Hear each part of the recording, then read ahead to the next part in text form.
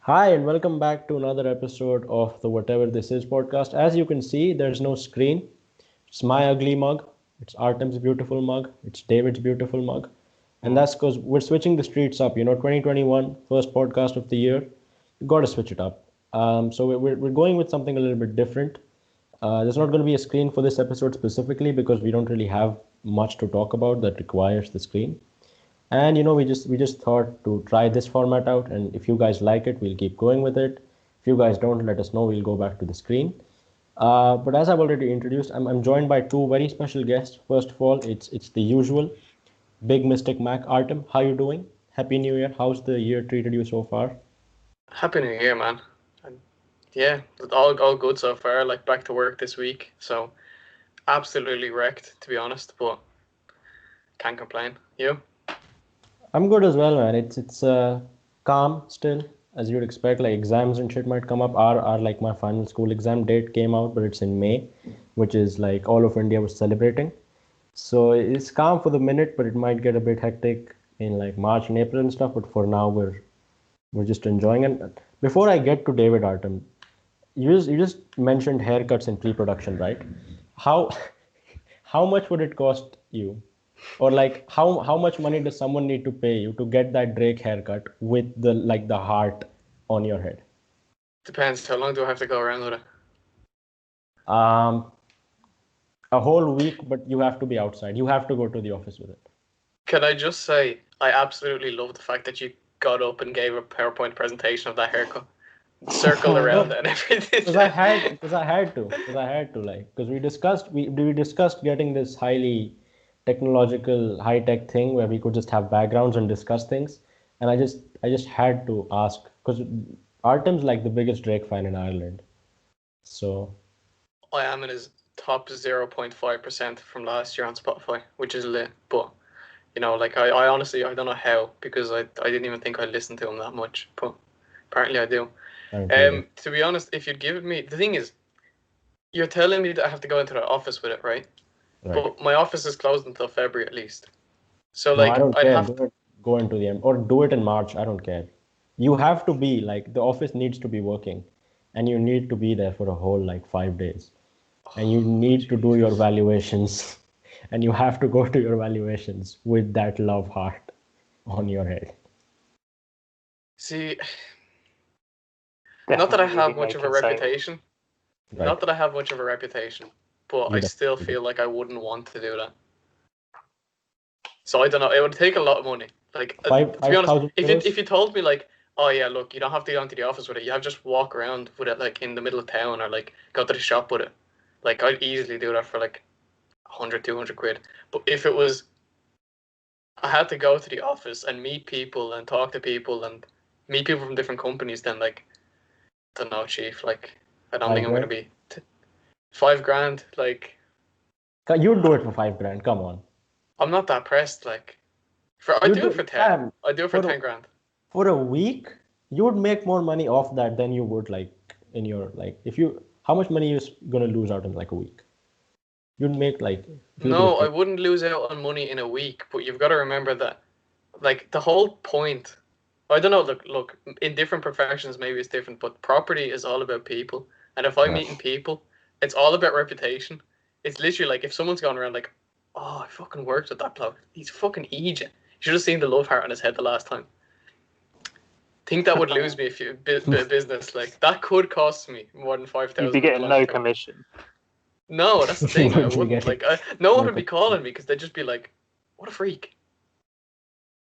No, that's I fair do it enough. for 10k. I do it for 10k. 10k, I'd probably do it for 10k euros for sure. That's like 2 years worth of education for college. I can do that. I can go a week with that for if you give me 10,000 euros. But the other guest we have, of course, is David. I think it's his third or fourth time coming on the podcast. David, what's up? How you doing? How's the new year treating you so far? And what's going on? It's all right. I'm back at work as well. I was back in on Monday. It's been a busy week with work. I don't know. The first 2 nights I just couldn't sleep. Like I went to bed and lied there for like an hour and a half before I fell asleep, which was annoying. Because then I woke up and I was knackered the next day. But halfway through the week, lockdown again. Yeah, what we Yeah, can do. that's go rough. lockdown. Me and That's David are rough. living in absolute nightmare, and Hanu's over there. Like, you're in one of those countries, Hanu, that like has it on luck, and like you're actually able to go places. Whereas Oh, like really? all of us, it's like we have no plan here, not even for the vaccine or anything. It's literally just like, yeah, we'll lock down, and then we'll release everyone into the wild again for a few weeks, and then we're gonna lock down again, and then we'll Yeah, do we've got that a Honestly, couple more times. you know what? I meme India a lot because India is a place that should be memed excessively. But like for once, like the UK, I don't know about Ireland, but Leo is basically Indian, so I don't know. But the UK has handled it so terribly. Like India handled it better than the UK. Like we yeah, went into lockdown and then we haven't been into like a proper lockdown since I think maybe August or September.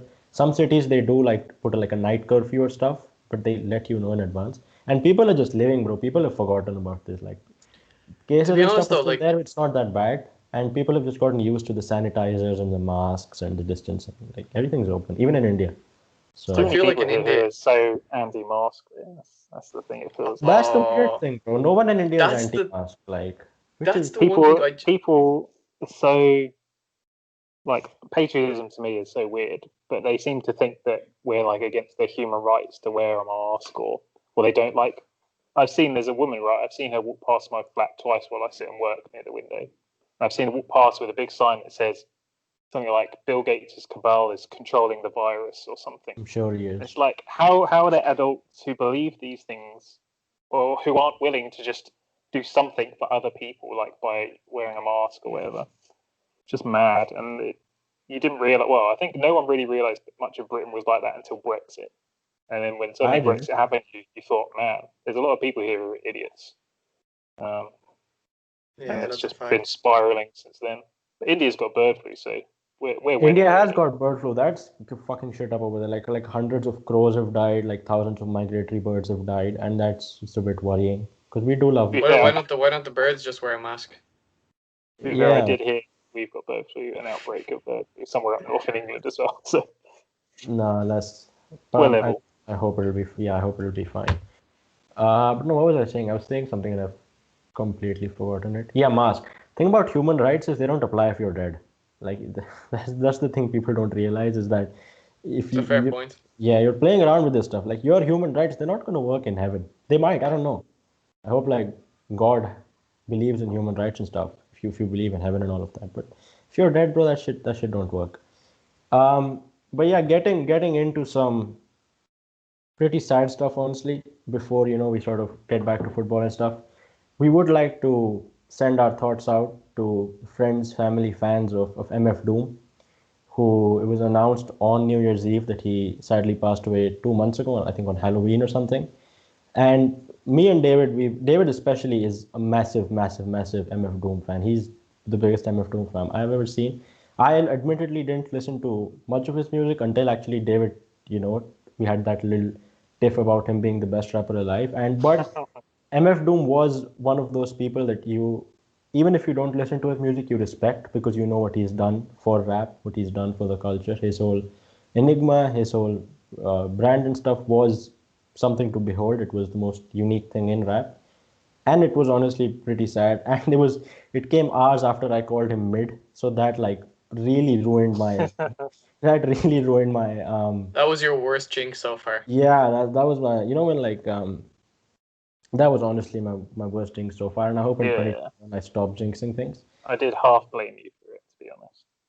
Like Yeah, you had the chat last week with Connor about rappers, and I listened to it, and there was no mention of the man, and I was like, put it in the comments. You called him mid. Several hours later, we got several the hours bad. later, man, it wasn't like that shit hurt me. That shit hurt me. I really felt bad.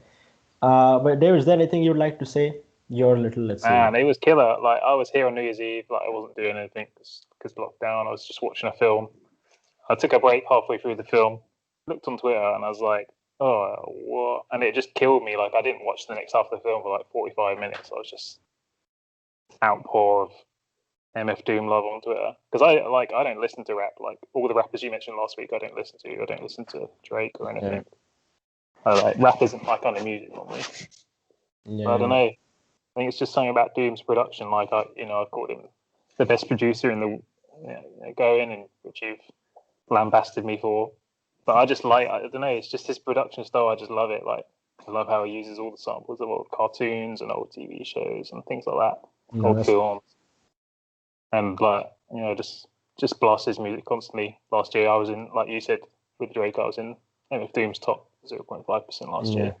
He was my top artist. So yeah, it's No, I weird think- because considering I don't like listen to any other rap, I think that it makes it think like, oh, he must be good if I like it, like, because otherwise why would I listen to it?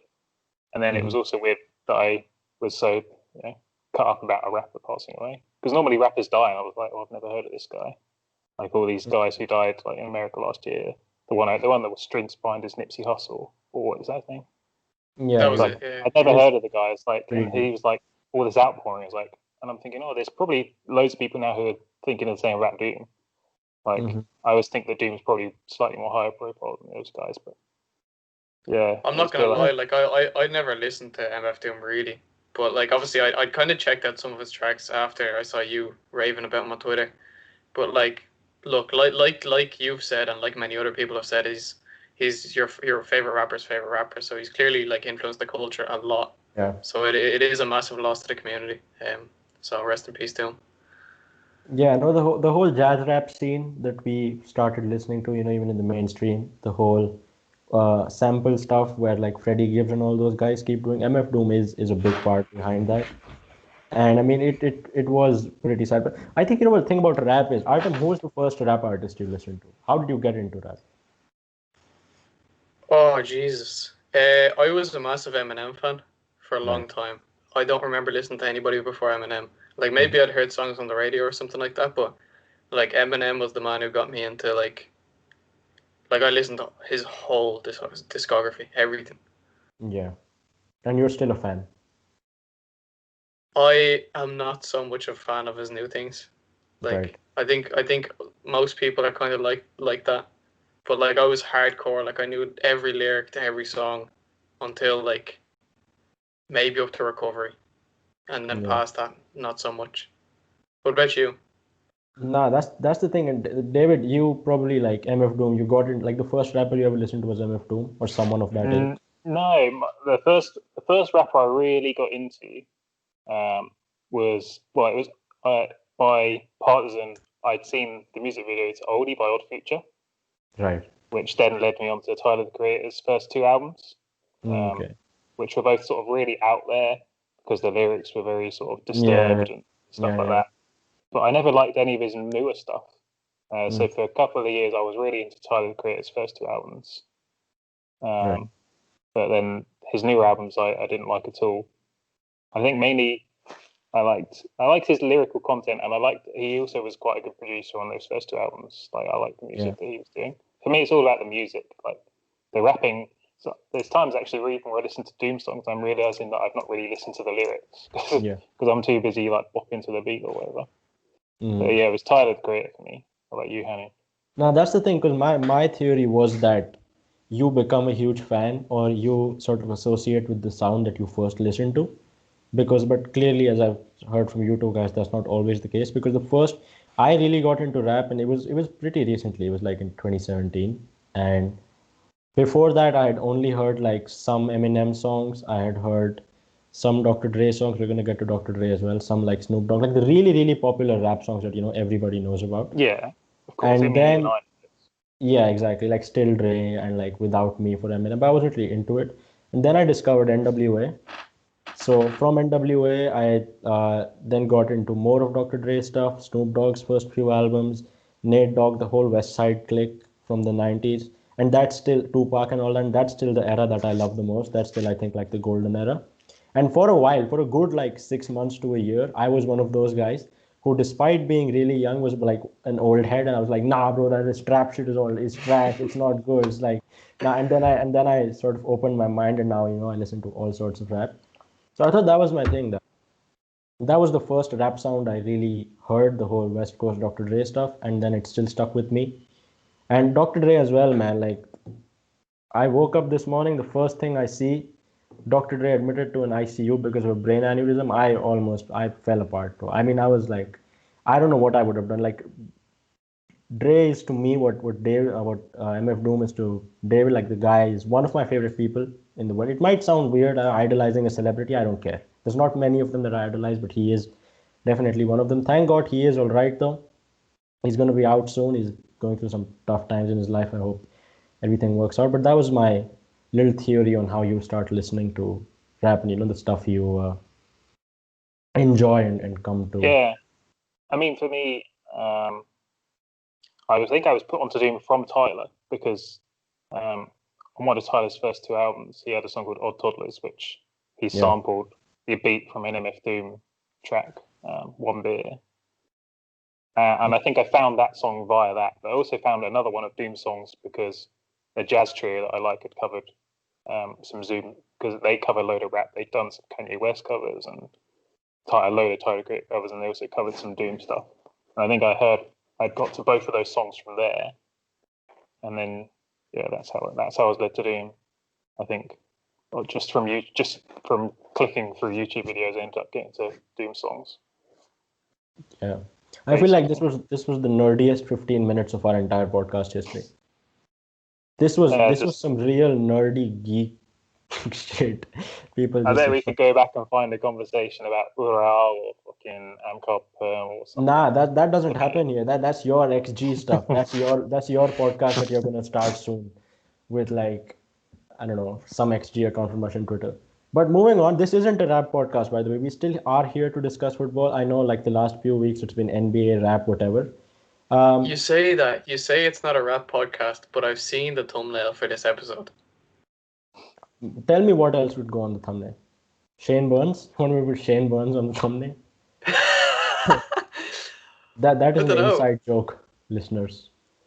But no, but actually, a lot of people who are listening probably have heard of that account, and if you've heard of that account and you know who he is, you'll know that's funny. Hanu did not, so we had to just fill Hanu in on a bit of the background before we started recording. Yeah, to be fair though, Hanu's pretty new to the scene. Like, I'm a fraud. I will tell you that much. I'm a fraud. After like 17, 18, I know stuff. Before that, I don't know anything. I didn't. To be fair, like it's not like it would have been easily accessible, or you would have even been interested in looking into that stuff. So like realistically, you're not gonna go and backtrack all the knowledge you missed. You just start from where you've started. Yeah. So in 5 years' time, people will be like, "Oh, here, Hanu's like a proper historian in this thing." And I'm gonna be the next David. You're saying? Well, I still remember the days where Hanu was David's already been here for whatever amount of years, and he's still gonna be around in 5 years, I hope. So. Yeah, he is gonna. But you could definitely find out some proper like fraud stuff about me if you're in construction football before 2017-18. That is. After that, I know it all. Okay, don't disrespect my name like that. Yeah, it's like when you were asking us for obscure players and we were checking out like standard players from like 2015. Exactly. And you're yeah, exactly. I didn't know until very recently. I didn't know Valbuena was at Dinamo. I didn't know Nuno from Wolves was at Dinamo until like 3 days ago. I didn't know that until the other day as well, to be honest. No. I didn't know about that team actually. That team was mad. 11-4. The one that they put on Twitter with the like 9 Portuguese players. That needs to happen again. That took balls, bro. Like that was the Thiago Silva era. You must know obviously about Thiago Silva. Yeah, I know about. Yeah.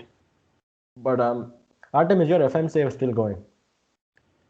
I have taken a break from it. I got to the last season.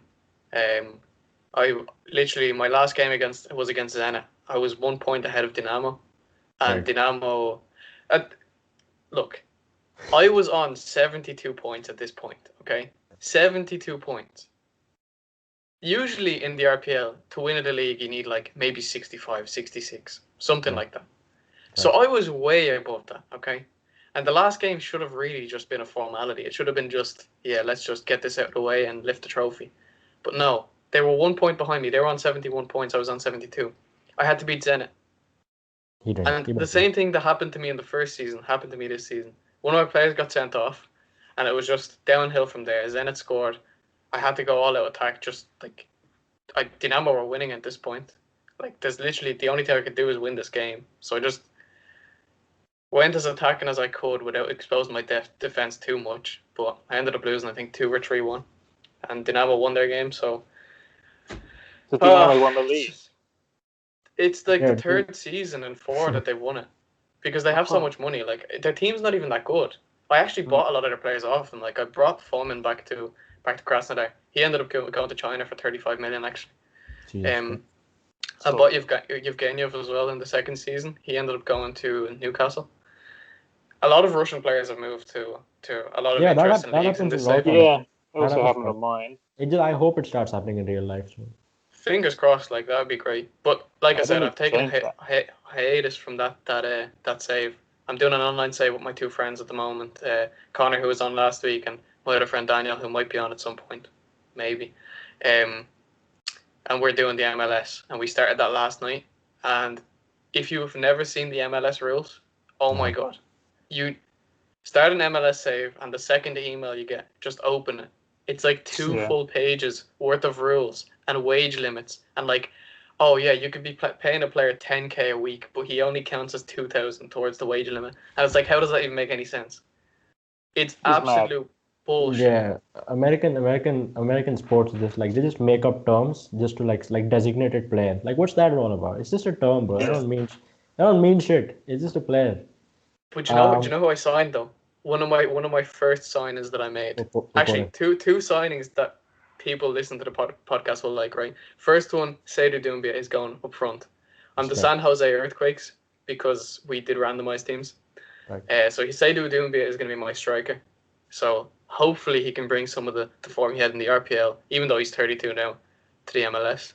And the second one is especially for Kai, Jackson Irvin. No idea why he was a free agent, but I got him in. I think he's training with. Yeah, because I remember Doncaster or tweeting saying Slutsky should bring him back because he worked with him at Hull, bring him to Rubin. Yeah, I loved him at Hull. Every Hull game I watched, I just thought he was one of the better players in that team. So I brought him into the MLS, and hopefully he can help me get into the playoff or something like. No, but in what I'm saying is in real life, Kokorin. You know what this thing is? I don't like this thing. I think like Russian media just makes up stuff about players going to the MLS. They never specify what club it is. It's just the MLS. He's going to America. I don't know if he's going to Iowa. They do that with China as well. Or China, not so much anymore because no one really is going there. But like, are you going to Idaho or are you going to like Inter Miami? Well, where are you going? So they're linking Kokorin to the MLS again. They were linking Mohamed Konate to the MLS for a while. Artem, what do you think about Kokorin going to the MLS?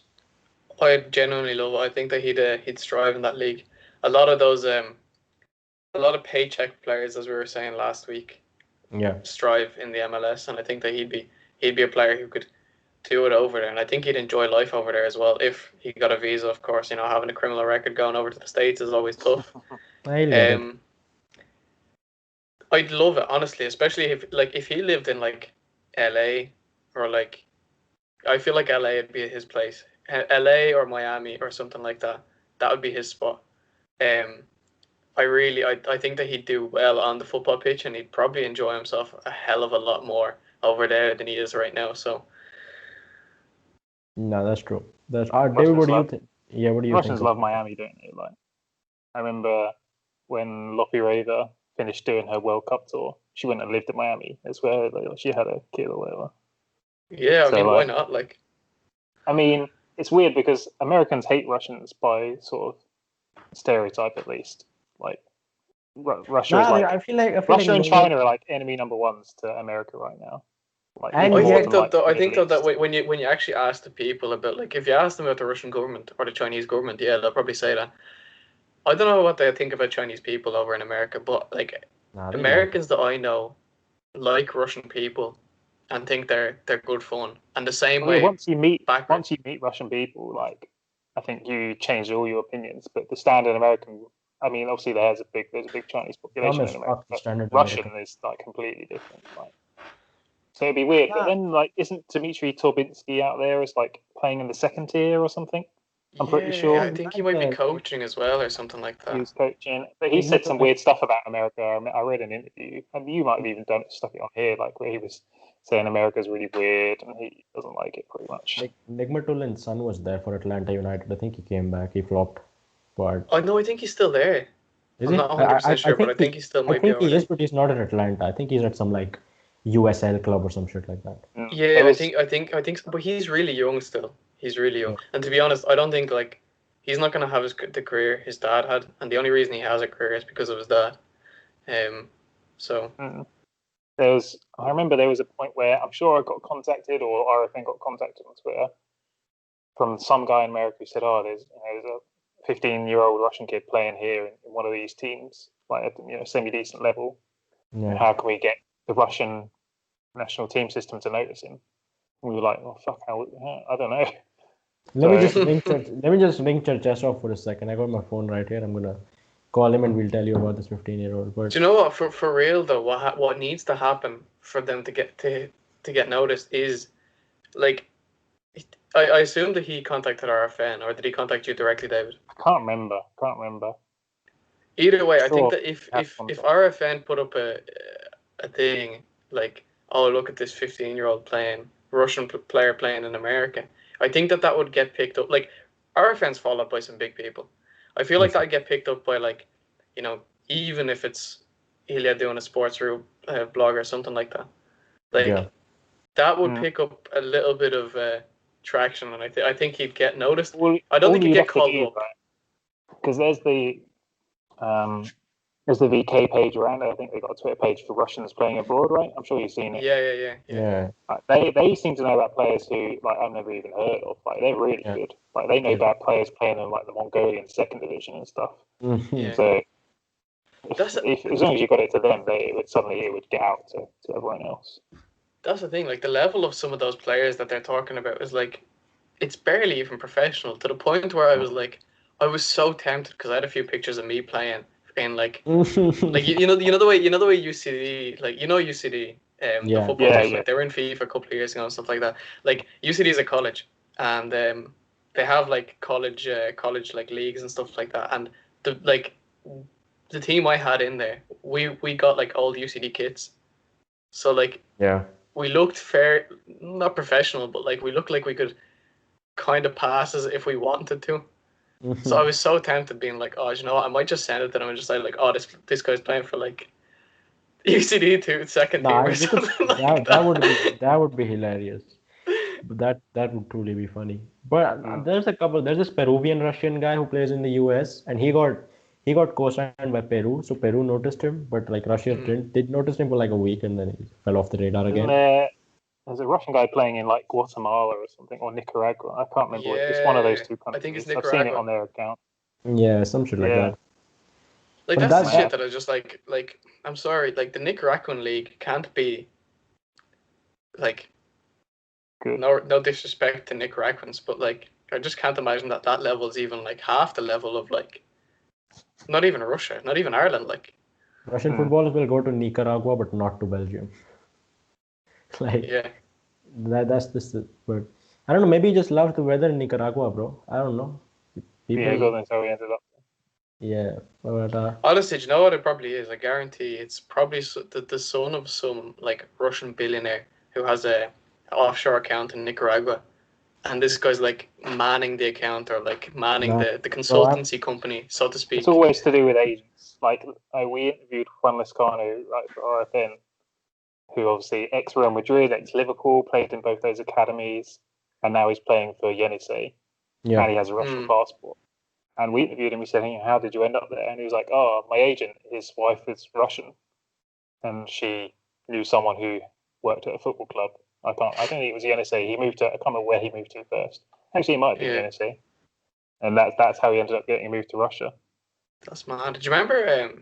Did you get? I think I definitely got a lot of texts in like messages on Twitter and stuff like that in the lead up to the World Cup of a lot of like, it was mainly Nigerians and Ghanaians, but like I remember one specifically, Tunji David. Do you remember him? Yeah. Like this bloke. He sent me pictures and videos of him playing, and said like, look, can you like, I'll fly over to Russia. Can you just get me trials over there while you're at the World Cup? And I was like, bro, I can't do that. And I feel bad. I really feel bad for those guys, honestly, because I do feel like they can make it, and that's why I rate Dmitry Seluk. No, trust me. Don't rate from the Dmitry videos Seluk. he showed me, he could not make it. He would never make it. He's dead. That's what he's dead in the water. His career's gone.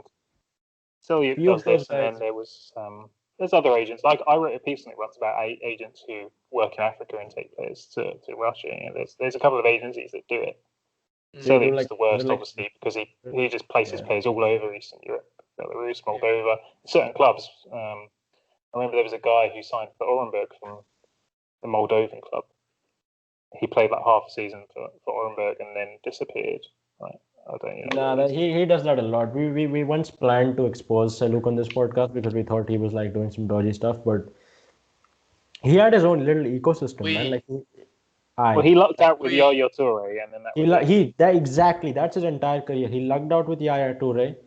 Since then, he's not had a single player that's really gone far. But he's had like decent players, but he's had like Konate is doing well, and then like a few of those guys are, doing well for themselves. But yeah, about that, what do you call it? About that thing with Artem talking about, the guy having an offshore bank account. I'm reading this book on like organized crime. Bro, let me tell you, Russia is like the whole thing it says that after the collapse of the Soviet Union, organized crime just banged worldwide. And like Russia started it all. Like there was Russians in Dubai, there was Russians, just the Balkans were all messed up because of it. There's a chapter on India as well. In fact, I think there was something in like Maidenhead or something back in the 90s where these Chechen gangsters just came and shot some random journalist, and like there was like a little mini gang war in that little British town. For my town. Yeah, no, I was in Woking actually. I'm reading it now. My bad, not Maidenhead, but it was in Woking, and these Chechen gangsters just came and there was a little gang war. What book is that? It's called McMafia. I'll send you like a PDF. Yeah. They had that. They did a TV series about. Yeah, they did a dramatized TV series about it. They did. I watched it. Yeah, well, it was fine, but I read the book, and the book is also pretty good. I think they're talking about Nigerian 419 scams, those like Prince email ones, and those guys are pretty advanced. Let me tell you that they once scammed an entire Brazilian bank out of like 180 million euros or something. So yeah, those guys. People wouldn't do it if it didn't work. Sometimes. Speaking of organized crime in Russia, right? If you want to watch some really good movies, and these do have English subtitles, by the way. Brat and Bratva, which is just like Brother and Brother 2. Yeah. Unbelievable movies. Unbelievable. Any Russian person listening to this or anybody who's watched these movies will back me up 100%. I want to watch them, honestly. I've heard of them and I've wanted to watch them for a bit. But Bratva is the second one is super, like it's quality. He goes over to America. So like it's almost like just a foreign Russian guy going over to America and doing gangster shit, and it's just great. It's just great. I was going to say, Hanu, have you watched any Russian TV series or films then? Because I've only seen one Russian TV series, and that's it. What was it? No, I haven't. The Method. I watched German TV. German TV series are pretty nice, actually. Like there's a couple, and they're mainly about like German crime gangs, like Lebanese crime family. They're pretty good. But there's an Indian one called Sacred Games, and it's on Netflix, and it's like the best piece of content India has ever produced, and you guys need to watch that as well. It's like includes. I think you're forgetting that guy's TikTok. Oh my god, that is the best piece of content. The second best. That TikTok is the best piece of content. Sarthak, shout out! I know you're listening, but the Sacred Games thing is just basically it's like a typical thriller type thingy where there's police and there's criminals and stuff, but it incorporates like elements of mythology and shit like that. It's just pretty good. You guys need to watch that. But David, tell the people about your Cherkessk FM save that I don't know how you're still going with. Because you're in 2030 or 31 and you're still in the 2030, FNF. I think now. I haven't played in a couple of days. So I found it interesting because obviously you were saying on your game, Dino won the league like however many times in a row. I don't know if you were using my patch or not. I was, but I don't think I was using the final version of it. Remember, you set me one like maybe two or 3 days before. It's like 90% final, but like on my one, obviously after a couple of years, I made it so that Russian teams could have 12 foreigners in their squad. So I don't know if that's the version you've got. Yeah. Zenit won the league every single year, it might save up to 2030. Oh. In 1 year, I think it was 2024, Ural came second. Got into the Champions League groups directly. Jesus Christ, Andrew Flint would be wild. And then lost every game on the way in the Champions League. I can't. They just had a player. They just had one player who had like a mega season, scored tons of goals. So that was mad. But yeah, I'm into Cherkessk, who like in real life they're down in like the PFL South or whatever that group is called, Group 1, I think it is. Yeah. There, I've still not managed to get past the FNAL in like 9 seasons. You're coming close though, based on like just the results you're getting. Like it seems like you're coming like 10th, then 8th, and 6th. The last 3 seasons, I think I've come 7th, 8th, and 6th, or something like that, or 7th, 6th, and 5th. And the one season I came 5th was the one season that like none of the academy clubs came in the top 4. Like almost every season, it's like Loko Kazanka or Spartak 2 or Krasnodar 2 win the league because they just have all these big players in the first team squad who just go and play in second, just crush me. Like this season I'm in, like I won my first couple of games easy against like decent teams. Then I played Loko Kazanka, I got crushed 4-0 by like first teamers. So yeah, getting close, but I've just got like such a small budget. Like 10 years in, I still have like 20. I have like a €2,000 wage budget. No, not transfer budget, and like, but the biggest wage budget I had in a season, like they bumped me up to 20,000 wages, like for my whole squad. Now I'm back down to like 17,000. Just can't get money. Just can't get money. No, what's the most you've spent on a player? Like a grand, like 20K or something. Fucking hell! The biggest sale. That's why you're back down to 17K. You've wasted a full year's wage. And it wasn't even a good player. Like we're constantly in the red financially. The board are constantly giving me money. Like I don't know where they're getting this money from. Like we're constantly in the red. Yeah, I'll get to the Prem eventually. And once I get there and get that money, like I'll hopefully stay. But, man, it's a long burn, but I'm enjoying. I started to save with Anzhi. I tried it in 2020, FM 2020, trying to get Anzhi back. I lost my first 7 games and then just quit the save. 2021, I'm back and I'm pleased to report that I'm doing better. In my first season, of course, they have no money, so I didn't really have a wage budget. There was a transfer embargo for like the first window, and even then, I only signed 1 player on a free.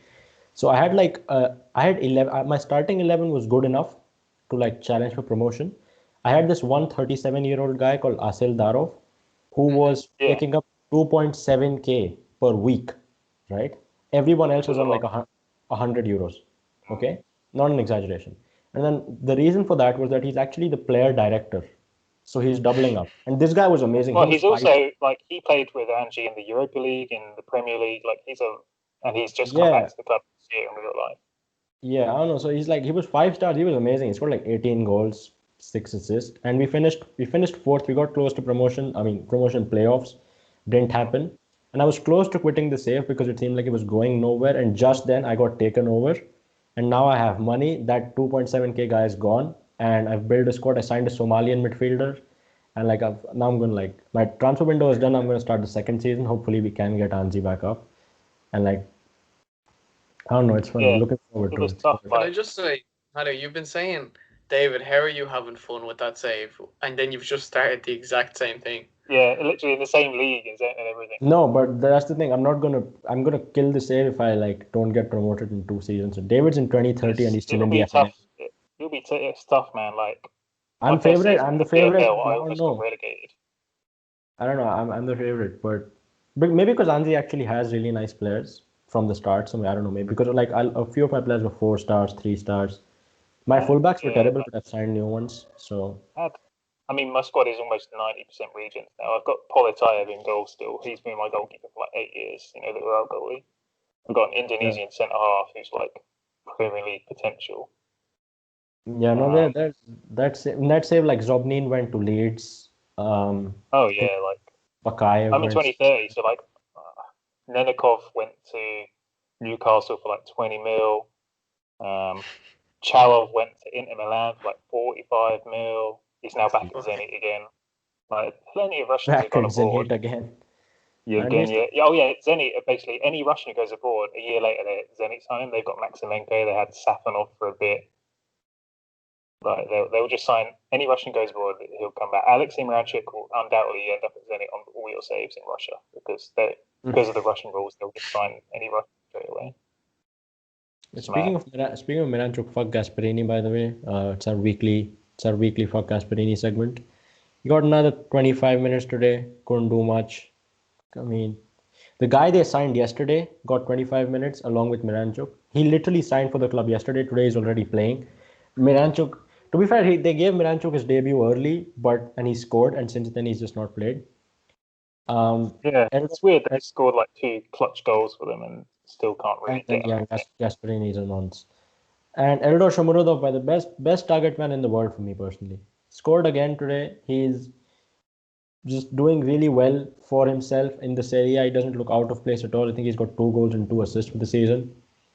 And actually, you know what? The thing with Shomurodov that's interesting is if you look at his stats on like SofaScore or something, his attacking stats are as good as his defensive stats. So he'll have like a couple of tackles per game. He'll have like a couple of blocks and interceptions. And he'll also have like key passes, assists. His heat map is really even up front and at the back. So that's like a mad little feature. Artem, what have you thought of the Russians in Serie A? And where do we go from here? Are you talking about Shomurodov in the Russians?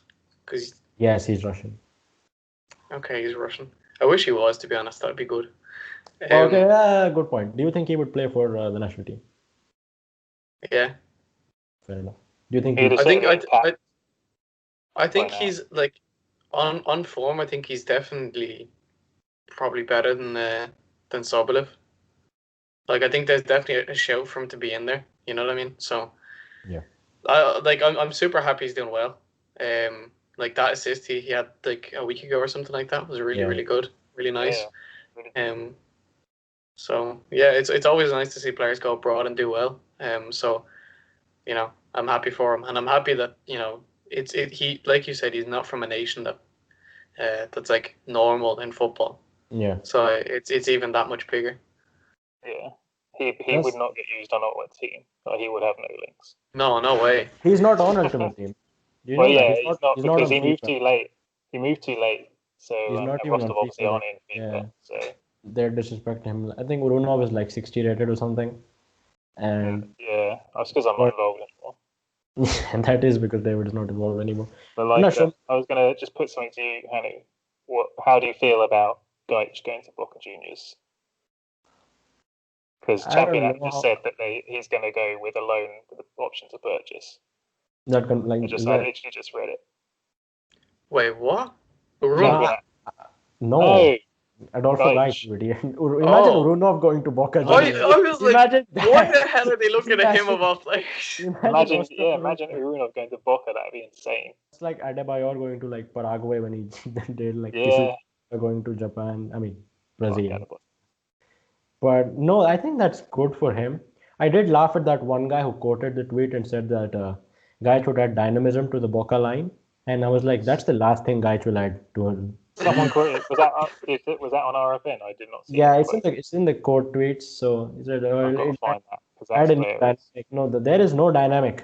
That man is it. But if it's a loan with option to buy, I'm not mad at it. I think it's good. I hope he does well. If they can give like 8 to 9 million, then that's not like they'll make their money back. And if he can adapt back with the club, then that'd be pretty sick as well. You know who Gaich reminds me of?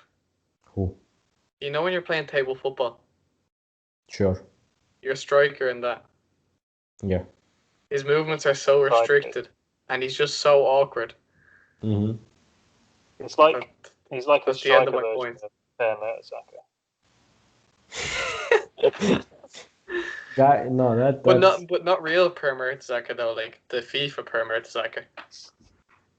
Yeah, Per Mertesacker. Boca UK, man. Boca UK said he would add good dynamic to the forward line. He's not gonna add any dynamic to anything. Boca in English just quoted it. No, that's not gonna happen. But Artem, you're a big Gaich fan. What do you think of him going to Boca? Probably the best thing for his career. I don't think he has a career at CSK in the future, to be honest. I'll be interested to see how much money they can recoup from that. But I think it's better to cut losses now than to keep waiting and persisting with him. he's just not good enough in my opinion. Which is a shame because he was quite highly rated beforehand.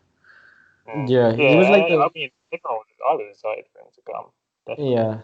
No, he was like the first major signing of the season, so everybody was hyped for him. And I also like Especially you. how yeah, I also like how I just lie on Artem's name and he says nothing. Artem doesn't care about Gaich at all. He's not a big Gaich fan, but he just goes along with what I say. So I Well, I respect that. thought that you were being sarcastic. I was just like, yeah, sure, Uh, whatever. I was still, but you know what? I think Gaich is going to be the next Thiago Silva in the sense that he was terrible in Russia. People will forget about that, and then he'll actually have an amazing or a pretty good career. Hang on, don't slander Thiago Silva. Thiago Silva got like, what was it, tuberculosis or something like that, and almost died. I think he already had it and just then didn't diagnose him until like he was almost dead. Still more That's the thing. Like mobility. Still he was more literally on his mobility than hospital Rodolfo bed. Gaich. Hang on. Right. He was literally on his hospital bed in Moscow, and his mom or something like that talked him out of retiring as a footballer. Like that's how low in his career this was. That's not comparable. I don't know. I just think I think he's gonna come back, and he's just gonna remember CSK as like this weird point in his career, which is a shame. It's And just, he has, yeah, it's just weird. Like I can't. Like before he joined, I was like, okay, well he's an Argentina international. That's pretty cool. You know, he has to be good. Now I'm wondering, like, because Argentina cap a lot of people, right? They're like yeah. one of these nations that cap random people a lot of the I time. think Rigoni think might he be just capped by Argentina. He does. But Yeah, but they do those ones where they don't call up the Europeans; they just call up like a squad of home-based players. And yeah. Gaich must have just snuck into that and got a cap. Sort of, they realised he was a bit shit. We thought, well, we'll just give him a cap anyway. His He's he not Can I a just good say, right, forward, not for Cisco anyway. there's a like the way we are always complaining, like comparing Russian football to like European football to like, oh yeah, are we as good as Portugal? Are we like whatever? Are we as good as the Argentinian league? Are we better? Are we better than the Brazilian league? Quality or popularity? What we think? No, quality. popularity I don't care about. Brazil I don't isn't care that. about popularity. Here's what I'd say. I think the average team in Brazil and Argentina is worse than it is in Russia. But I think the top Argentine and Brazilian teams would murder the top Russian teams. I could probably get behind that. Yeah, I think That's why I'm excited for the Club World Cup, honestly. I am really excited for the new 24 team Club World Cup where they're going to bring like South American teams, African teams. I'm really hyped for that. It's going to start like next year. 2014. 24 teams. Oh, teams, I thought yeah. you said 2014. I was like, No. what year are we in? Yeah, you see it happening on Football Manager. It looks wild. Like, It looks pretty fun. I'm excited for that. Wait. When is that happening? I hadn't heard of that until like literally just now. Next year, I think. I don't. I mean, this actually I no, can't remember the 2021. qualification process. It's just all the finalists, isn't it? From all the finals, I can't remember. I don't know. It was supposed to take place in 2021 originally, but of course we know what happened. So I think it might now start in maybe the summer of 2022 or maybe 2023. But it's going to replace the Intercontinental Cup. Or what's that? No, Confederations Cup. My bad. Remember that? Yeah. Yeah. So but that's going to be fun. I think. That does sound Confed should have happened next year. Yeah, Confed should be happening. Oh no, this year. This is no clearly not. It's dead. But David, do you reckon the Euros will happen? Well, this year. With fans, I mean, like. no, not my tickets for London still seem a bit shaky, but you know, Boris reckons that he'll be able to lower restrictions once we've had enough people vaccinated. Like he reckons by mid-Feb he'll be able to lower restrictions. So we'll see. I think now that vaccines are around, it's all sort of a bit. No one can really predict how it's going to unfold. Yeah. I think they might be able to do it, but they just won't be able to have fans. That's what I'm kind of like expecting, to be honest, because I think that they'll want to get stage where major sports can happen. Yeah. I'm pissed. Like I really wanted to go to Russia and see that happen, but.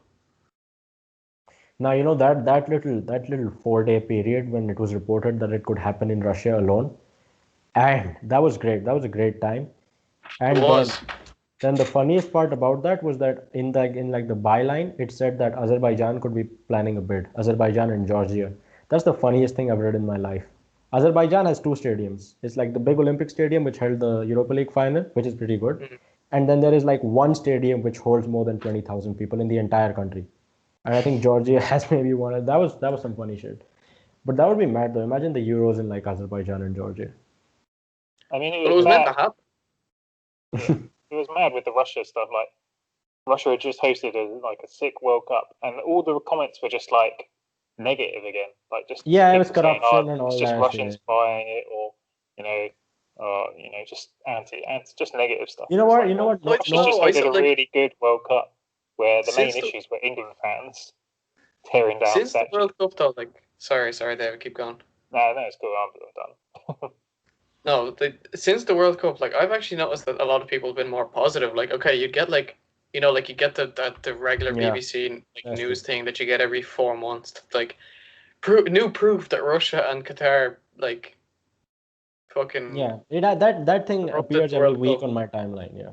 That's the thing, and but like the comments, like, okay, Qatar, everyone's like, oh yeah, get it out, Qatar, people are dying and everything. But for Russia, people like, I actually saw a few comments that were like, yeah, but who cares about Russia at this point? It was a great World Cup and they hosted Yeah, it well. that's So like, at Yeah. least it's changed some people's opinion. It was never going to change everybody's. I think it had. I People, think it was. My bad. I'll let you go ahead. But like, I think it was just. I think it was a PR masterclass for Russia. I think everyone, most 99% of people found it to be really positive, and I think like the comments are, like if someone says, "Oh, Russia was trash," it gets ratioed by a comment saying Russia was better. So I think, and you know what? Here, no one's gonna say it. I'll say it. If you buy something and it turns out to be good, like a bid, I don't care. Buy it. Have fun. Like I'm excited for the Qatar World Cup as well. If that turns out to be amazing, I don't care if you defrauded it. like Because like, honestly, I would go to Qatar, like just because I love the World Cup experience. I mean, I think it was special because it was Russia, and I'd been planning to go to Russia. But I would still go to Qatar. Like, imagine, like Qatar is basically Moscow sized. I'm going to say pretty much. I yes, have no idea if that's a good statement to say. But imagine having the whole World Cup just in Moscow. Like, that's what Qatar's going to be like. You stay in one place, and you could literally see any game possible because every stadium's within like 2 hours. Like, how insane would that be? Like, it would Oh, it's be. I going to think it be. will still be a good atmosphere. Like, everyone, the human rights issues over there are the bad things, but people forget. I remember Hosimar, the Norwegian website. yeah, They had an article because they found out that Russia was using North Korean immigrants to build the stadiums at Petersburg. Right, I'm pretty sure. Yeah, I And remember Hanu that. doesn't know about this. Hanu's like, what? North Korean immigrants. Yeah, Yeah. I'm sure there was North Yeah. Korean. North If you Korean see, immigrants are a thing. Norway, They it was just North Korean labor to build the They just like Yeah, stadiums I'm escape. not sure. in I'm not poor sure you can call conditions. them immigrants. I don't think they Yeah, They're different. they like wanted to immigrate or emigrate. Well, maybe Exactly. they did, but They're not it's allowed to. not like they had I a choice, swear. kind of thing. Um, yeah, no, yeah, you should check out the article. yeah. I remember Toker or Really good someone team. had sent it in like a couple of years ago. But yeah, like obviously, like look, I'm not saying that all that shit isn't terrible, but at the end of the No, it day, is. I'm there for football. that's that's the thing. Like, I feel like, of course, the labor practices and stuff like that. Obviously, they are disgusting. They can't be condoned, especially as like a lot of those people are Indian, Bangladeshi, Pakistani. That from our part of the world, and they go there, and they think like they're gonna get a proper job, and then just get exploited. And that's, of course, it's a terrible thing. But Yeah, I feel like if that, because Qatar changed their labor laws and stuff because of just heavy international pressure. So if I feel like if this World Cup and if that pressure does lead to some meaningful change, then I mm, guess there is some good to it. I think like they abolished a couple of the practices which were like really restrictive for the workers. So I mean there is some good to it. And if you are like corruptly buying a World Cup and you are at least treating your labor right, I don't have an issue with that at all. Like, yeah, I really don't, because if the World Cup turns out to be good, I'm not mad at it. I don't care about this football. Oh, it's not a footballing country. That's a myth to me. Almost every country in the world is a footballing country at this point. yeah, And yeah, anyway, like the bid you make is like on your infrastructure. At the end of the day, it comes on like how much money you're going to spend and how you're going to spend it. yeah. And if you truly think you can do a good World Cup, then I mean, fair enough. If Qatar can do it, fair enough. Good luck to them. But I mean, Yeah. Yeah, and I I mean, actually the main I issue did a was. project on this. what do you Sorry, do? David. I was going to say like the main thing that especially English people like. This is why it's so English was so anti-Russia is because England was up for both bids. Like Yeah, England wanted to host the World Cup. So whenever you see comments about these two World Cups, it's always English, gammons who are up in arms about it because they're like, oh, I should have been in England, just because they could then go and have a piss up for 3 weeks. Yeah. Yeah. No, there was this whole news story about like those like political strategist people, like some really terrible people. They're like always like Steve Bannon in them.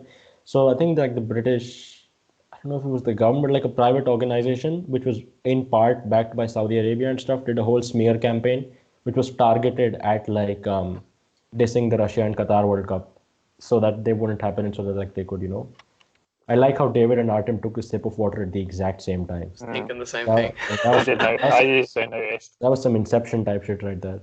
But nah, but that's it. I do hope the Qatar World Cup is a good one. I don't even know how we got to this topic. Look, when we're talking about finances, right? You bid for the World Cup and stuff like that. Like I did a project, in college in my undergrad studies, where I actually I went onto all the Russian documents, right? How much it's going to cost for the World Cup, and I think it ended up being like, I could be wrong here, but it ended up being like maybe between 5 and 10 billion or something like that. They were never going to make that money back. But like the amount of good that's come out of that, like personally in my city, Samara, like the infrastructure is completely changed, right? Yeah. Like even if they're not updating it now, the amount of things that have changed now, like they have new trains, new roads, all that kind of stuff that wasn't there before, a new stadium, like it's amazing, to be honest. Some cities And really benefited from it. Yeah, I'm no, I happy mean, for that reason. I know. I think there was this report which was like Russia made a pretty big profit after the World Cup. Like the investment, the return on that was tangible. I don't know if they probably didn't make the whole money back. No World Cup or Olympics is ever tangible, ever. Like Nah, but never. I don't know. No, I don't know. Maybe I think in the long term, like Brazil 2014 was clearly didn't work out, right? Yeah. But they did say that, and there was this whole like a proper like 30-page study that 6 months after the World Cup, Russia was already starting to see the benefits, like the infrastructure, the money it had earned from tourism, the thing. No. But you're seeing the benefits of stuff like that, and people were employed, and like a lot of stuff happened. Tourism has raised, and it's going to keep raising because people are going to have good memories about Russia. They're going to bring their kids in the future. It's intangible what you're going to bring in, but purely on a profit basis over like let's say the knock-on effect of the 3 years after the World Cup or the Olympics or whatever. No one ever makes a profit ever. In fact, there's Probably a not in city. 3 years, but I do feel like in the long, it depends on how you run it. But I do feel like Russia in the long term and Qatar are gonna make a profit out of the World Cup. But the thing is, you can never say what's because of the World Cup and what's not. You know what I mean? Like, there's a lot of things that are completely intangible. No, you're investing in your country's future. Russia's done the World Cup and invested in the future. They built Rostov got a brand new airport. I think Saransk got you said Samara, Saransk got full new infrastructure. Some cities were pretty good already, like Moscow, St. Pete's, Kazan already had pretty decent infrastructure because they'd hosted international events before. But all the other cities have seen benefits that will change the city's shape in the future. Rostov has a brand new international airport which it didn't have before. That will change the city to no odds. No, I mean, no, absolutely. No, Artem is but right. I guess what I'm saying is like the government could have put that money in regardless of the World Cup. They put that money in because of the World Cup. It's probably they won't recoup their money from, let's say, the Rostov airport. They probably won't recoup that for a long, long time. And it won't have anything to do with the World Cup on whether they recoup it or not. So that's pretty much just what I want to mention. Like, for example, there's a city either in the States or Canada, I can't remember, somewhere in like the 1980s or 1970s or something like that. There was an Olympics over there, and the city literally almost went bankrupt. Like they literally, I think they stopped paying off the loans in 2019. Yeah, see, if you do dumb shit like that, then you are right. But I feel like there are ways to, like the world economy or a country's economy is just so hard to predict. Like almost every country has like a deficit in their balance of payments, like the big ones. So it's always hard to, gauge. Yeah. But if you do want to make like a little tree, like, oh, because of the World Cup, these places got like infrastructure and stuff, I do feel like the benefits would. In Russia's case, probably. In Qatar's case, I think they definitely will outweigh the cons because Qatar is like really ambitious in their properly. I think Qatar is going to get a lot of political publicity on how the tournament is held. Yeah. I think that like I know people who live over in Qatar. a couple of people, like some of my friends' dads and stuff like that, live over there because first of all, there's no taxes over there, Yeah. and any person who comes over from Europe is going to be making very, very good money. Yeah. So like, it's not like they don't have stuff already over there. Like the infrastructure is already amazing. Like they have like Yeah. these massive, beautiful skyscrapers, and Yeah. like Yeah. it's a place with a high quality of life for a lot of people. For sure. So I think that for them, definitely, like clearly Qatar has money, it has a lot of money. It makes sense for them to do it for the image, if nothing else. Exactly. But you like image is intangible as well. Yeah, it is. You know It what I is. mean? So like purely from a money perspective, monetary, they're not going to make a profit. But who knows what they will gain or lose based on how it's hosted. One of the things I'm actually super worried about for the World Cup in Qatar is they've said that like they have said that drinking is going to be banned, right? It's going to be allowed only in certain spaces. And I feel like that's probably going to cause a bigger problem with, like, say, English fans than it would with the fucking slave labor. Like the thing with that, right? That was the same in Russia, right? I remember on the day of matches in Kazan, I went to the supermarket. The whole alcohol was cleared off. You couldn't get in there. The only place you could drink on that day was around the stadium. Granted, on off days you could do whatever you wanted. But that even applied to regular people who didn't care about the football. They couldn't buy alcohol on that day if they wanted to, which was kind of weird. But actually, like, we're talking about Russia and Qatar. Let's just step back 4 years. Brazil, like, surely that was a negative World Cup. That was definitely a negative. For sure, without a doubt. And even probably, I mean, I don't know what the stadium section's like in South Africa, but I have a feeling a lot of those stadiums are probably rotting away as well. Yeah, like I don't know. That's an unbased statement, but like obviously they have got some big teams in South Africa, but surely not all of those stadiums are still being used. No, at least so far Russia are managing to carry on using. Granted, they've shunted Sochi down and they've shunted Tambov to Saransk, but every stadium is still in use to a decent level. Yeah. No, I think that like in that way, I think Russia actually is quite good because they're not afraid to make those drastic decisions sometimes. Because they'll be like, right, they're really trying to ensure that those stadiums don't go to waste. Exactly. So I think like although like we might not be big fans of Sochi because of how Dynamo St. Petersburg moved down there, like we might not be fans of Tambov moving, or like even they're moving to Saransk, right? Yeah, apparently it's not fixed for most of them. And we won't be fans of different franchises in the future or whatever. But like, look, at the end of the day, you need the stadiums full. You need to have those stadiums being used for something. And if it makes sense to bring another club in there, I'd rather that than the stadium just die off and become a white elephant and something that's hated among people in the city, Yeah, honestly. Yeah. Can you guys still hear me? Yeah.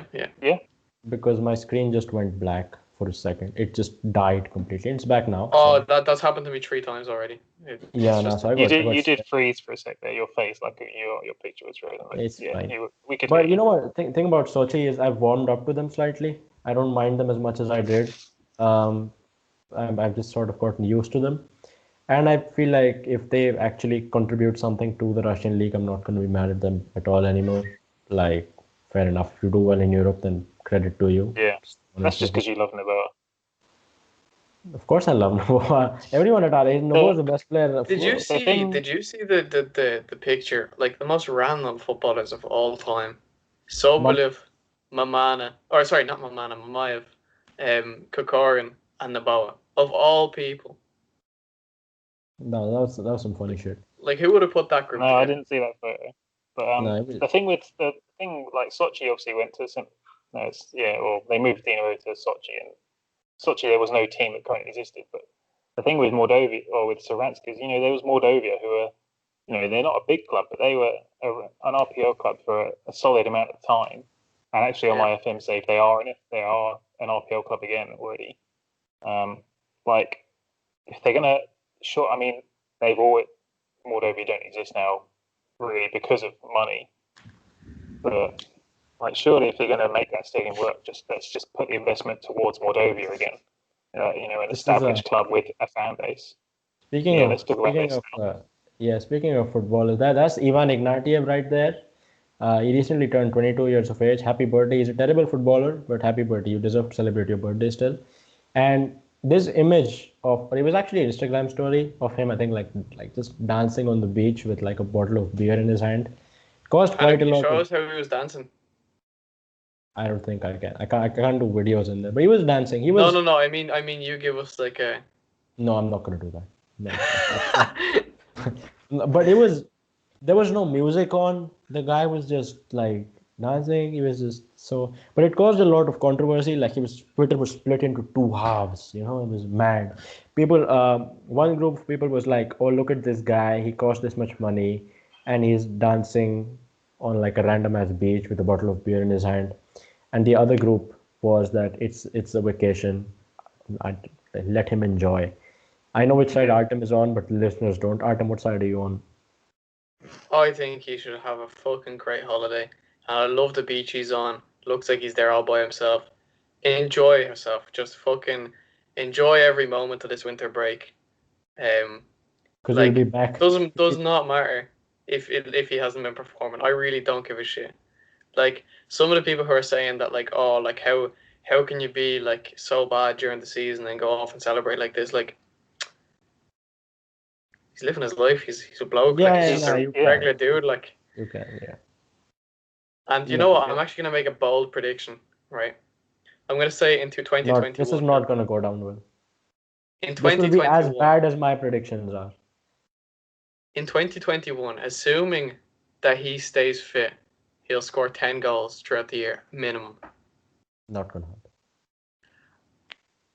We'll see. If he goes to Belarus, then it might happen. No. I'm saying, assuming he stays fit and assuming he stays in Russia, 10 goals. David, what do you think of the picture and of Artem's bold prediction?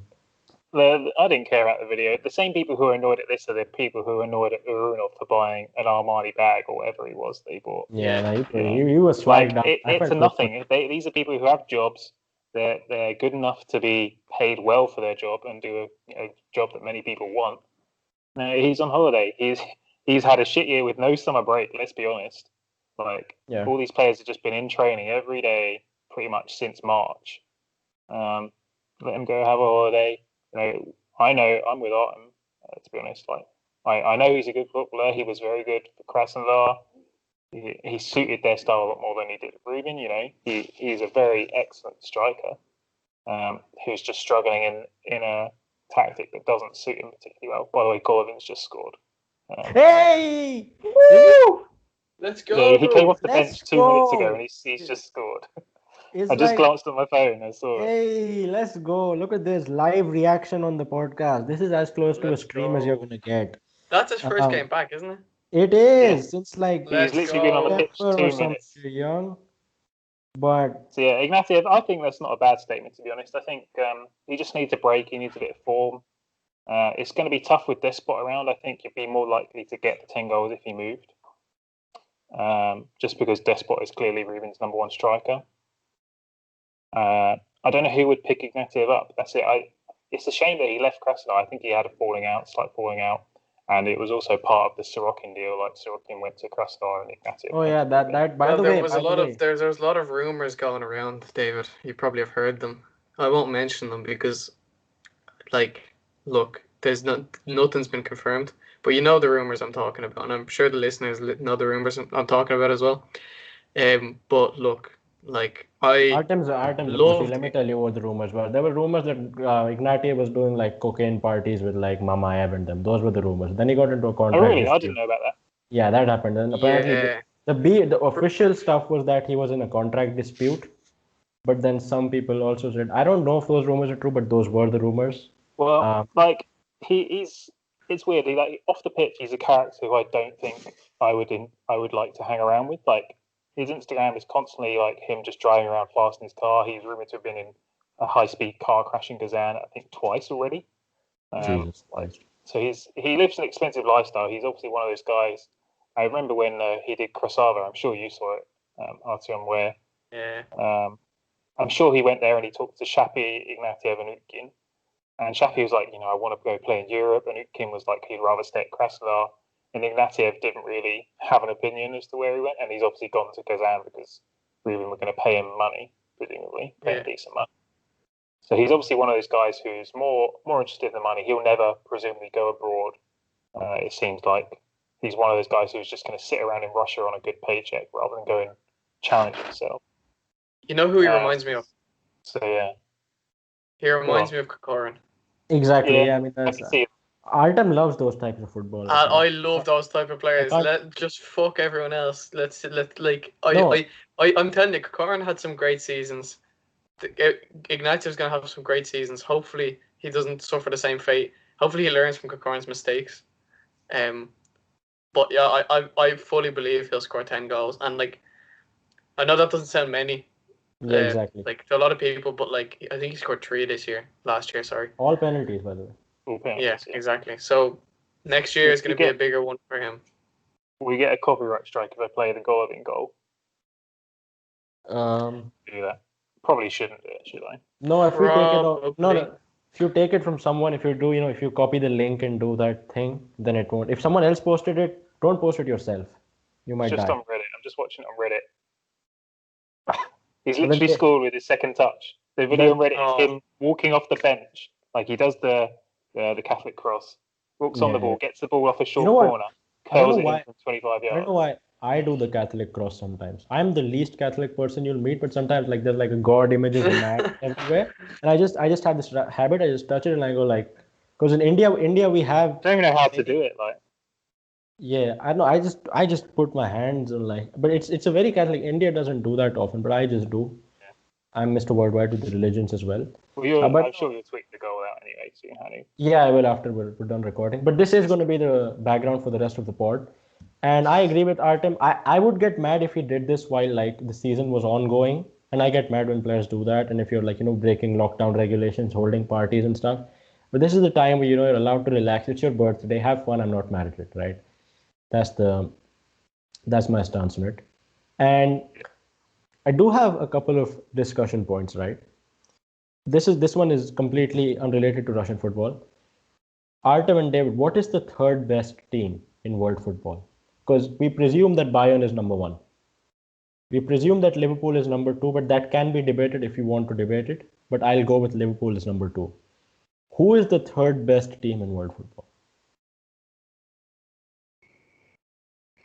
Because like those two are a step above, and everyone is just like flip-flopping. Everyone else is just failing right now. It's like I think Man City has got the potential to be. Man City, PSG, Atletico, Real, because I'm biased. AC Milan.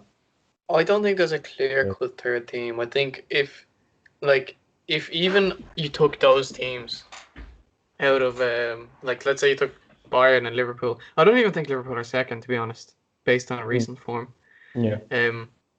But let's just say you took out Liverpool and Bayern from the Champions League.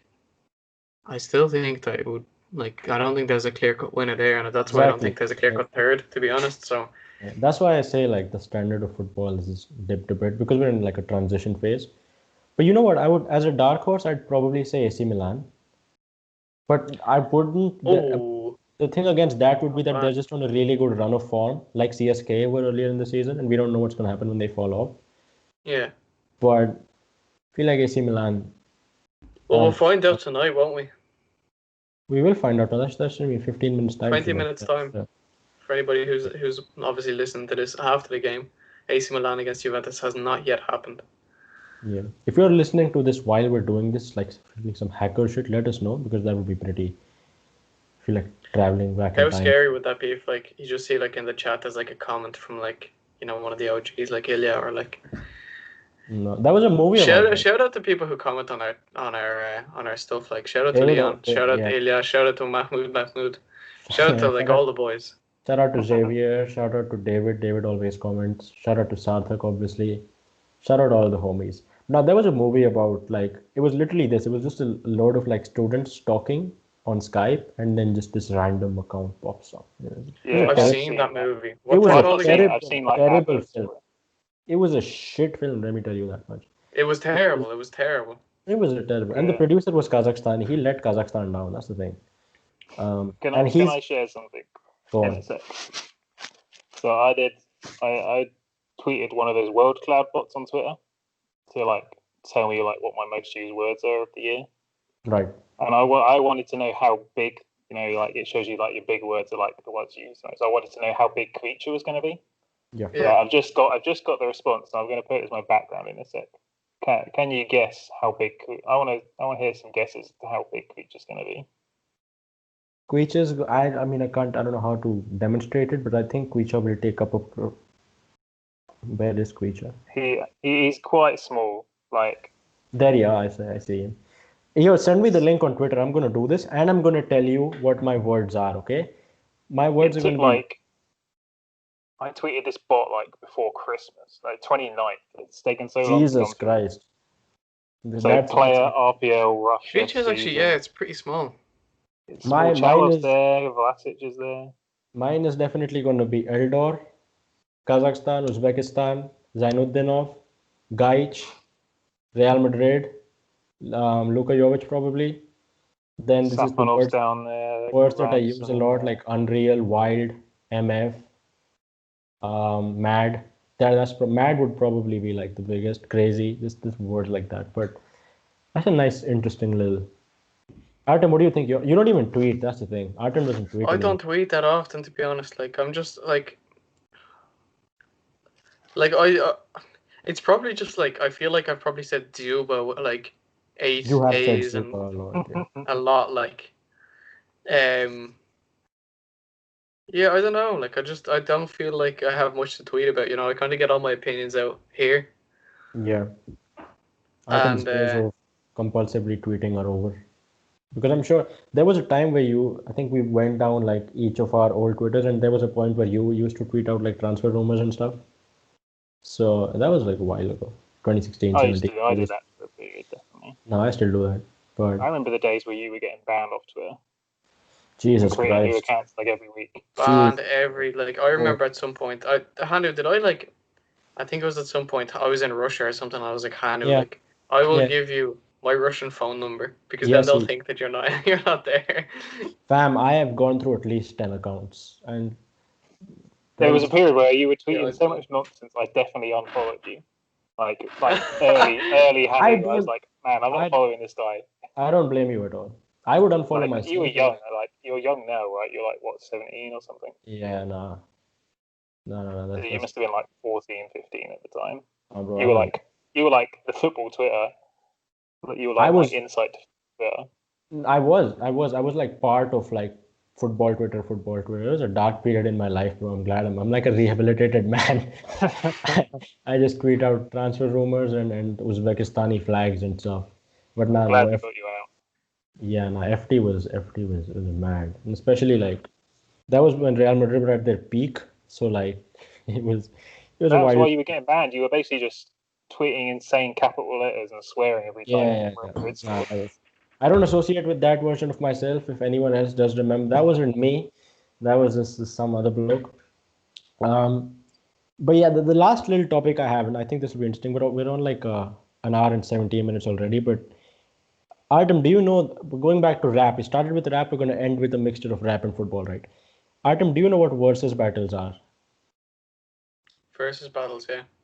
Right. Yeah. So, David, you know what they are? Yeah. All right, sick. So it's like a rap battle.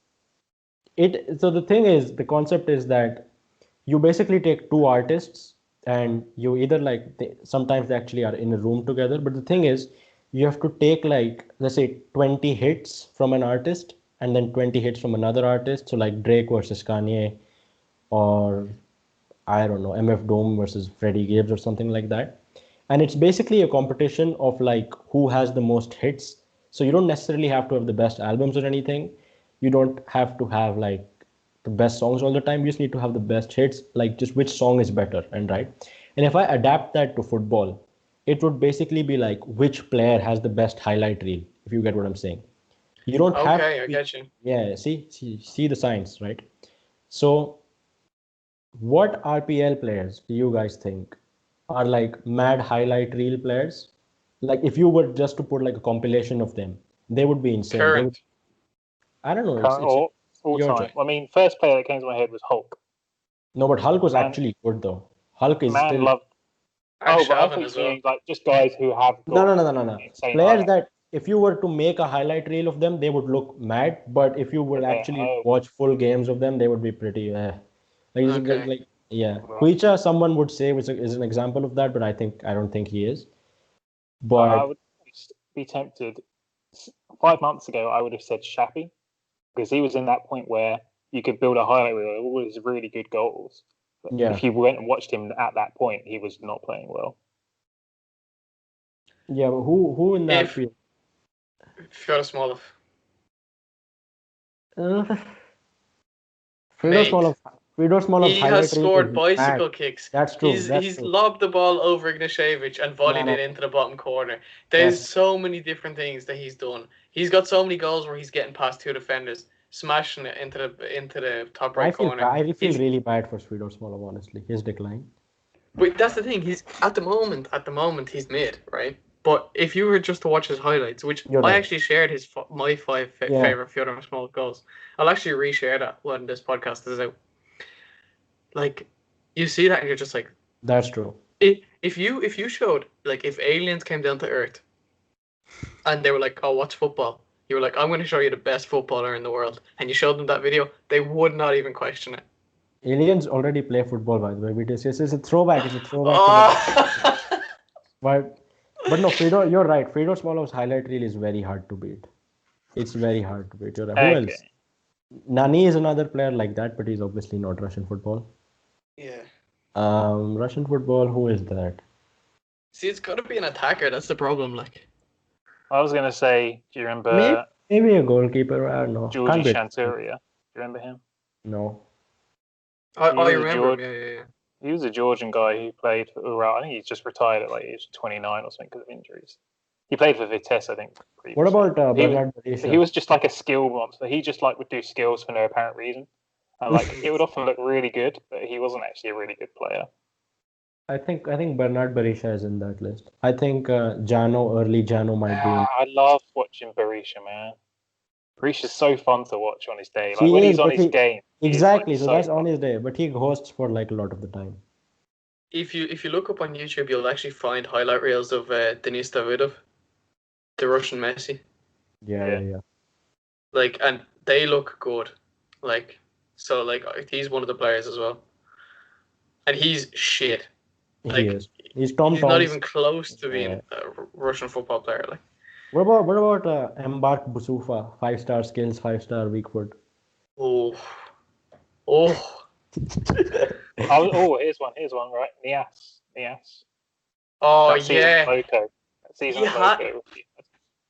He had a great highlight reel. In fact, like when I started college, my undergrad again, like I was like, we were to do like random presentations for this computer class, and I'd do every single presentation on Nias. I feel like he's one of the greatest players of our generation. No, but who I feel like you could do it with goalkeepers. There's some goalkeepers just be making mad Lodigan saves. Like Lodigan maybe. Safonov as well, but Safonov is consistently good.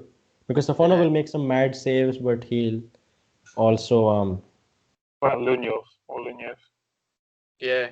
Lulunev is also probably. By the way, people have stormed the US Capitol building. Yeah, I've just seen this. Golovin has scored 10 seconds after coming off the bench, the fastest goal for a substitute in League One since 2007. Let's go. 10 seconds. Breaking 10 those seconds. records. Let's go, man. Golovin 24, right? He can still go to the top. You got to see the goal. It's pretty cool. I will tweet They're it out. 40 up. We'll tweet it out. But we got anything else to discuss this week? Now I think we just That's it need for to me, go and watch the world burn. Like, Yeah, I'm gonna go and Twitter, see it. The top tweet was from John Bradley. I assume we will know who John Bradley is. Yeah. And he was like, "Dear America, Russia is pissing itself laughing at you right now." Like, that's the thing. Like, America has this big thing about being the best country in the world, right? But some of the stuff, if you replaced the word America with China in headlines about America, Americans would be like, "What the fuck? China is the worst. Russia is the worst." But like, literally, yeah. what was that stuff that happened in Michigan earlier in the year, where like people with guns sat outside the state person's office, like to intimidate her. Imagine if someone told these people, "Oh, do you hear what happened in Russia?" They'd be like, "Fucking Russians, man." Yeah, no, it is. That It is is. that is a concept though. I think I've seen YouTube videos like that where like someone will go up and like say something that happened in America, but replace it with like Russia or China or like one of the countries that the US don't like, and they'll be like, "Oh, those pricks over there, like what the fuck are they doing?" And then they're like, Yeah. "Oh, actually," They like say, and "Oh, they're like, do you "Oh, know I Iran? didn't." Yeah, What? did you know Iran's got terrible human rights? And they don't like abortions. They have no free medical care." They're like, "Oh yeah, Iran's the worst." It's, "Oh, sorry, no, that's America." Yeah, exactly. Yeah. Stuff. But thanks for listening. We hope you enjoyed this little tangent that we just went on. We're gonna go watch the world burn again. And Artem, you wanna do the honors again? Yeah, so for the first time I'm speaking to you face to face. I'm gonna stare right into the camera. He's gonna. Microphone right up to my face. Thank you Okay. everybody for listening. Leave a like on YouTube. Leave a gold medal. I don't know how to do a gold medal, just like something like that. Leave a gold medal on SportRex. Leave Ivan Ignatyev your best wishes for his birthday. But yeah, that's pretty much it from us this week. So if you did enjoy, do all those things that I already said before. Let us know. Talk to us. Twitter. All that good stuff. We'll talk to you next week.